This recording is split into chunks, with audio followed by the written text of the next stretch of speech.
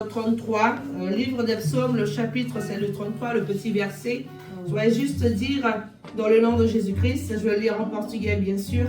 Il se dit, regozijai-vos no Senhor, vós justos, pois são reto, pois aos retos convém o louvor. Le verset 2 dit, louvai ao Senhor com harpa, cantai a Ele com saltério e instrumento de 10 cordas, cantai-lhe cântico novo, tocai bem com júbilo, porque a palavra do Senhor é reta e todas as suas obras são fiéis. Glória a Deus, aleluia, dans le nom de Jésus, tu peux t'asseoir, ma soeur, rapidement, quelques minutes. Je veux dire qu'encore une fois, encore une opportunité, alléluia, le Seigneur Jésus nous a accordé d'être là ce matin. On aurait pu ne pas se lever de notre lit, mais le Seigneur nous a fait grâce en ce jour de dimanche.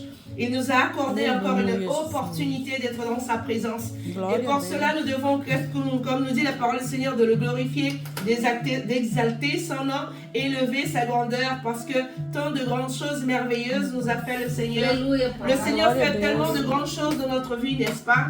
Et si nous pouvons, j'ai l'habitude de dire que si nous faisions une rétrospective de notre vie par le passé, et qu'on le regarde dans le jour d'aujourd'hui, nous allons voir que beaucoup de choses le Seigneur a fait pour nous, n'est-ce pas?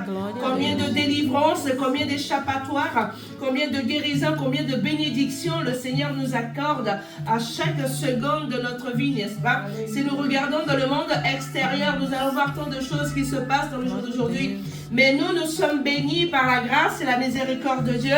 La main du Seigneur nous a atteints aujourd'hui parce que nous sommes là. Pourquoi faire? Pour l'exalter, bien sûr, pour glorifier, pour exalter son nom et dire que Jésus est vivant. Il n'est pas resté à la croix, il est ressuscité et il revient chercher son Église. Alléluia. Que tu puisses chaque jour demander la grâce du Seigneur et te dire, t'accrocher dans les mains du Seigneur, parce que seulement le Seigneur qui puisse nous fortifier. C'est lui seul qui combat pour toi chaque jour. Je voudrais dire que je suis un miracle, comme nous avons chanté. Dieu est grand, tu es un miracle dans la main de Dieu. Il continue toujours de guérir les maladies auxquelles les médecins disent qu'il est impossible. Car Dieu est le Dieu des miracles, il est le Dieu de guérison, il est le Dieu vivant. Il est vivant et il vit pour toujours. Sa parole dit qu'il n'a pas changé. Il est le même que hier, aujourd'hui et éternellement. Notre Dieu, il est le Tout-Puissant. Il est la puissance dans le ciel. Il a la puissance sur la terre. Et nul, encore une chose, quand tu mets quelque chose dans la main de Dieu, la parole de Dieu que nul ravira de ses mains.